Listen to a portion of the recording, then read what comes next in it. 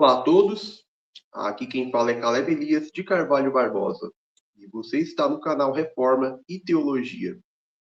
No vídeo de hoje, vamos tratar de um tema que atravessa séculos e aparece com frequência tanto na cultura popular quanto em narrativas teológicas e até mesmo em obras de ficção. A ideia de fazer um pacto com o diabo. Histórias sobre pessoas que teriam vendido sua alma em troca de riqueza, poder, fama ou sucesso são extremamente comuns. Desde lendas antigas até produções modernas, essa ideia continua despertando curiosidade, medo e até fascínio em muitas pessoas. Mas a pergunta central que precisamos fazer é: isso realmente existe à luz da Bíblia? Será que Satanás tem poder para firmar pactos reais com seres humanos? Assim, como em outros temas relacionados ao sobrenatural, a cultura costuma oscilar entre dois extremos. De um lado, há aqueles que tratam esse assunto de forma totalmente literal e sensacionalista. De outro, existem os que descartam completamente qualquer realidade espiritual, reduzindo tudo ao campo do mito ou da psicologia. A cosmovisão bíblica, no entanto, nos chama a um caminho diferente: examinar todas as coisas à luz das Escrituras. A Bíblia afirma claramente a existência de Satanás e dos demônios, bem como sua atuação na história humana. Porém, ela também define com precisão os limites dessa atuação, deixando claro que nenhuma força espiritual possui autoridade autônoma, fora ou fora da soberania de Deus. Neste vídeo, nós vamos responder de forma direta e bíblica se existe de fato a possibilidade de um pacto com o diabo. O que realmente acontece quando alguém se envolve com práticas ocultistas? E como a Escritura interpreta essas ideias tão difundidas na cultura popular. Portanto, fique comigo até o final deste vídeo, porque compreender esse tema corretamente é fundamental para evitar tanto o medo irracional quanto o engano espiritual. Vamos começar. Primeiro ponto: existe de fato a possibilidade de um pacto com o diabo? Ao abordarmos esse tema à luz das Escrituras, é necessário evitar tanto o sensacionalismo quanto a negação da realidade espiritual. A Bíblia afirma claramente que Satanás e os demônios são seres reais, que atuam na história humana com o objetivo de enganar, seduzir e afastar o homem de Deus. Dentro desse contexto, podemos afirmar que há sim uma dimensão real de aliança ou vínculo espiritual com o mal, embora ela precise ser corretamente compreendida biblicamente. Um dos textos mais importantes nesse sentido é o relato da tentação de Cristo. Em Mateus 4, 8 a 9, o diabo oferece a Jesus todos os reinos do mundo e a sua glória, em troca de adoração. Esse episódio revela algo fundamental. Satanás se apresenta como alguém que pode conceder benefícios terrenos, poder, domínio, influência, mediante um tipo de submissão ou lealdade. Ainda que Satanás seja mentiroso, João 8:44, e não possua autoridade absoluta, o texto mostra que ele opera dentro de uma esfera de influência real neste mundo. 1 João 5:19. Portanto, a proposta feita a Cristo demonstra a lógica de atuação do maligno: oferecer vantagens temporais em troca de fidelidade espiritual. Outro exemplo relevante aparece no confronto entre Moisés e os magos do Egito. Em Êxodo 7, 10 a 12, os magos de Faraó conseguem imitar um sinal realizado por Moisés, transformando seus cajados em serpentes por meio de suas práticas ocultistas. O texto bíblico indica que aquilo não era mera ilusão, mas uma manifestação de poder sobrenatural, ainda que inferior ao poder de Deus.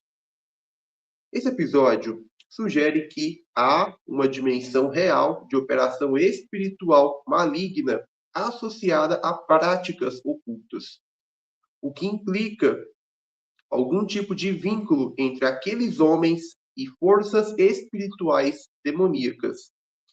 Além disso, a Bíblia mostra que os demônios podem atuar diretamente sobre seres humanos, inclusive por meio de possessão. Lucas 8, 27 a 33, influenciando pensamentos, comportamentos e até transmitindo mensagens. Também aprendemos que podem se apresentar de forma enganosa, assumindo aparências que confundem as pessoas. 2 Coríntios 11, 14. Diante disso, podemos compreender que aquilo que a cultura chama de pacto com o diabo não deve ser entendido necessariamente como um contrato formal, como muitas vezes é retratado em histórias populares. No entanto, a Escritura reconhece a existência de alianças espirituais reais com o mal, quando indivíduos se submetem consciente ou inconscientemente à influência demoníaca. O apóstolo Paulo afirma que práticas pagãs e idólatras envolvem comunhão com demônios. 1 Coríntios 10, 20 a 21. Isso indica que há, de fato, uma forma de participação ou associação espiritual com o reino das trevas. Contudo, é essencial fazer uma distinção importante. Satanás não é soberano, nem possui autoridade independente para garantir bênçãos verdadeiras. Qualquer benefício associado a essa submissão é limitado, enganoso e, em última instância, destrutivo. O maligno pode até influenciar circunstâncias dentro dos limites estabelecidos por Deus, mas nunca age de forma autônoma. Jó 1,12. A própria condenação bíblica da feitiçaria pressupõe sua realidade como prática de invocação e relacionamento com poderes espirituais malignos. Em 1 Samuel 15, 23, a rebelião é comparada ao pecado de feitiçaria, mostrando que ela envolve oposição direta a Deus. E em Gálatas 5:20, a feitiçaria aparece como obra da carne, vinculada a um estilo de vida corrompido e espiritualmente comprometido. A feitiçaria, algo proibido ou definido como pecado na palavra de Deus, é a forma de magia em que se utilizam certos atos e palavras e a invocação de espíritos ou demônios a fim de determinar o futuro ou controlar acontecimentos. E uma vez que a Bíblia fala de feitiçaria, então isso implica a possibilidade real de se fazer um pacto com o diabo, ou submissão e dependência a poderes espirituais demoníacos. Portanto, à luz da teologia bíblica, podemos afirmar que há sim a possibilidade de um vínculo espiritual real com o diabo, caracterizado por submissão, participação em práticas ocultistas e rejeição da verdade de Deus. Porém, isso não deve ser entendido como um pacto legítimo entre partes iguais, mas como uma relação de escravidão espiritual, baseada no engano e na rebelião contra Deus. Assim, a Bíblia não trata esse tema como mera superstição, mas também não o apresenta nos termos fantasiosos da cultura popular. Ela revela que o verdadeiro perigo não está em um contrato formal, mas em qualquer forma de lealdade, envolvimento ou abertura à atuação do reino das trevas. Segundo ponto, tópico. O que realmente acontece quando alguém se envolve com práticas ocultistas? O que realmente ocorre com uma pessoa que tem envolvimento com práticas ocultas? À luz das Escrituras, o envolvimento com práticas ocultistas não é algo neutro, simbólico ou meramente cultural. A Bíblia trata esse tipo de prática com extrema seriedade, pois ela envolve contato real com o reino das trevas. Desde o Antigo Testamento, Deus proíbe explicitamente qualquer tentativa de acessar o mundo espiritual por meios ilícitos, como adivinhação, feitiçaria, encantamentos ou consulta aos mortos. Deuteronômio 18, 10 a 12. Essas práticas são condenadas porque elas consistem em magia. E magia é a tentativa de exercer domínio ilegítimo na realidade ou controle fora da vontade revelada de Deus. Quando uma pessoa se envolve com o ocultismo, o que de fato ocorre do ponto de vista bíblico é uma abertura espiritual à influência demoníaca. Isso pode acontecer de forma consciente, quando alguém deliberadamente busca esse tipo de prática, ou inconsciente, quando a pessoa participa de rituais, crenças ou experiências sem compreender plenamente sua natureza espiritual. O apóstolo Paulo afirma que aquilo que os gentios sacrificam aos demônios o sacrificam, e não a Deus. 1 Coríntios 10, 20. Isso revela que práticas religiosas fora da verdade revelada por Deus não são espiritualmente neutras, mas envolvem comunhão com forças espirituais malignas. Esse envolvimento pode ocorrer em diferentes níveis e contextos. Entre os exemplos mais evidentes estão pessoas que se identificam explicitamente com o satanismo, buscando deliberadamente uma relação de devoção a demônios ou oposição a Deus. Indivíduos que praticam magia, feitiçaria ou rituais ocultistas, tentando manipular forças espirituais para obter poder, conhecimento ou influência. Membros de sistemas esotéricos ou iniciáticos que envolvem símbolos, juramentos e práticas espirituais ocultas. Místicos e espiritualistas que buscam experiências transcendentes fora da revelação bíblica. E até mesmo pessoas que, por curiosidade ou entretenimento, tentam brincar com o sobrenatural, buscando contato com o mundo espiritual. Diversos indivíduos ou grupos integram a categoria de praticantes de magia, ou que têm contato com o mundo espiritual das trevas. Maçons, os Illuminati, que são não só uma ramificação da maçonaria, como também o topo e hierarquia máxima da maçonaria. Satanistas, magos, xamãs, ordem hermética da Aurora Dourada, a Golden Dawn, ordem que surge no final do século XIX na Inglaterra, a qual sintetiza tarô, esoterismo e magia ritualística. Ordem do Templo do Oriente, ordem focada em magia cerimonial, popularizada por Aleister Crowley. Independentemente da forma, o princípio bíblico permanece o mesmo. Não existe neutralidade espiritual e religiosa nessas práticas. Ao se envolver com o ocultismo, a pessoa pode experimentar diferentes tipos de consequências espirituais. Em alguns casos, há apenas um aprofundamento no engano.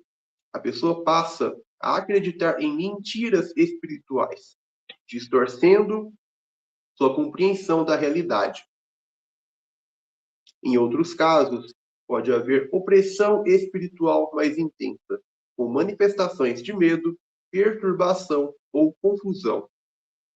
A Bíblia também mostra que, em situações mais graves, pode ocorrer até mesmo possessão demoníaca, na qual espíritos malignos exercem controle direto sobre o indivíduo. Lucas 8, 27 a 29.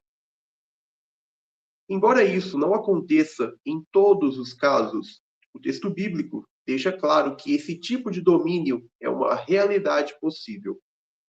Além disso, o envolvimento com o ocultismo frequentemente leva a um afastamento progressivo da verdade de Deus. O apóstolo Paulo alerta sobre dar ouvidos a espíritos enganadores e a doutrinas de demônios. 1 Timóteo 4:1. Mostrando que o engano espiritual é uma consequência direta desse tipo de prática. Portanto, o que realmente acontece quando alguém se envolve com o ocultismo não é simplesmente uma experiência mística ou simbólica, mas sim uma entrada em um campo de influência espiritual perigoso e enganoso. A resposta bíblica a isso é clara: rejeição total dessas práticas e retorno à verdade revelada por Deus. Não há segurança espiritual fora da submissão a Cristo, que é aquele que tem autoridade sobre todo o mundo espiritual. Colossenses 2:15. Assim, qualquer tentativa de acessar o sobrenatural fora dos meios estabelecidos por Deus não conduz à verdade, mas ao engano. E, em última instância, à escravidão espiritual. Terceiro ponto. Como a Escritura interpreta essas ideias difundidas na cultura popular? Quando analisamos a ideia de pacto com o diabo e outras noções semelhantes presentes na cultura popular, é fundamental entender que a Bíblia não trata esse tema nos mesmos termos em que ele é geralmente apresentado em filmes, lendas ou histórias folclóricas. A cultura popular costuma retratar esse tipo de pacto como um acordo formal, contratual, no qual uma pessoa vende a alma em troca de riqueza, fama ou poder. Essa representação, embora contenha elementos que tocam em verdades espirituais, é, em grande parte, distorcida e simplificada, não refletindo com precisão o ensino bíblico. O conceito de vender a alma ao diabo é errôneo e enganoso, pois o homem rebelde ou afastado de Deus não vende ou entrega sua alma a Satanás, pois ele já pertence espiritualmente a Satanás. João 8:44, Atos 13:10, Efésios 2:1 a 3, 1 João 3:10. Uma pessoa que faz um pacto com Satanás ou aliança com algum espírito maligno através de um ritual de magia apenas expressa mais explicitamente sua submissão e pertença ao maligno. A Escritura, por outro lado, aborda essa questão de maneira muito mais profunda. Em vez de apresentar um contrato explícito, a Bíblia descreve a realidade em termos de aliança espiritual e lealdade. O ser humano nunca está espiritualmente neutro. Ou está em aliança com Deus, ou está, por natureza caída, sob a influência do pecado e do reino das trevas. Efésios 2:1 a 3. E, portanto, em aliança com Satanás, com o diabo. Nesse sentido, aquilo que a cultura chama de pacto com o diabo pode ser melhor compreendido biblicamente como submissão ao pecado e participação no sistema de rebelião contra Deus. Jesus afirma que todo aquele que comete pecado é escravo do pecado. João 8:34. E essa escravidão está, em última instância, ligada à influência de Satanás. A Bíblia também ensina que existe uma comunhão espiritual real com aquilo que a pessoa adora ou serve. O apóstolo Paulo declara que não é possível beber o cálice do Senhor e o cálice dos demônios. 1 Coríntios 10:21, mostrando que há uma linha clara entre pertencer a Deus e participar do reino das trevas. Além disso, a Escritura enfatiza que Satanás exerce influência sobre o mundo caído. Ele é chamado de príncipe deste mundo. João 12:31. E atua cegando o entendimento dos incrédulos. 2 Coríntios 4:4. Isso ajuda a explicar por que ideias como pactos, barganhas espirituais e busca por poder através do oculto são tão atraentes para muitas pessoas. Contudo, a Bíblia também deixa claro que essa influência não é absoluta nem legítima. Satanás é uma criatura caída, limitada e já derrotada na obra de Cristo. Colossenses 2:15. Portanto, qualquer promessa associada a ele é, em essência, enganosa e destrutiva. Outro ponto importante é que a Escritura constantemente adverte contra o engano espiritual. Somos chamados a provar os espíritos. 1 João 4:1. E a rejeitar qualquer ensinamento ou prática que não esteja em conformidade com a verdade revelada por Deus. Dessa forma, a interpretação bíblica dessas ideias populares pode ser resumida da seguinte maneira: a Bíblia afirma claramente a existência de alianças espirituais reais, baseadas em lealdade, adoração e submissão. E ensina que toda tentativa de obter poder, conhecimento ou benefício fora de Deus está, em última instância, ligada ao engano do reino das trevas. Portanto, o problema central não está em um contrato sobrenatural específico, não é assinado em um papel literal, literalmente assinado, né, com caneta em um papel, mas na condição espiritual do coração humano. O verdadeiro contrato, o verdadeiro contraste apresentado pela Escritura não é entre quem fez ou não um pacto formal, mas entre aqueles que pertencem a Deus e aqueles que permanecem sob o domínio do pecado e da influência de Satanás. Assim, a resposta bíblica a essas ideias não é alimentar curiosidade ou medo, mas chamar o ser humano ao arrependimento, à fé em Cristo e à submissão à verdade de Deus. Única fonte de libertação real. Bom, conclusão. A verdade bíblica sobre pactos e lealdade espiritual. Ao longo deste vídeo, analisamos uma questão que há muito tempo desperta curiosidade e temor. A ideia de um pacto com o diabo.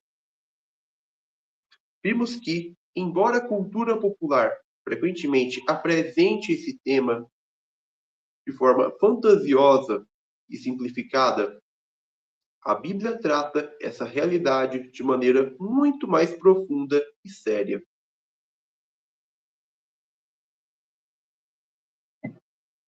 A Escritura nos mostra que existe sim uma dimensão real de vínculo espiritual com o mal, não necessariamente na forma de contratos formais como retratados em histórias.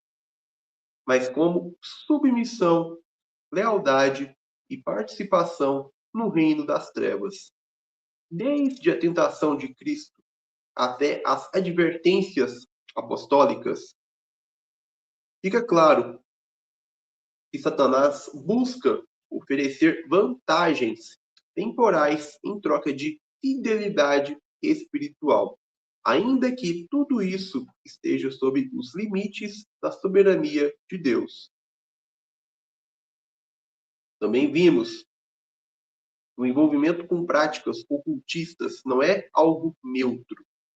Pelo contrário, representa uma abertura espiritual perigosa, que leva ao engano, à opressão e ao afastamento progressivo da verdade.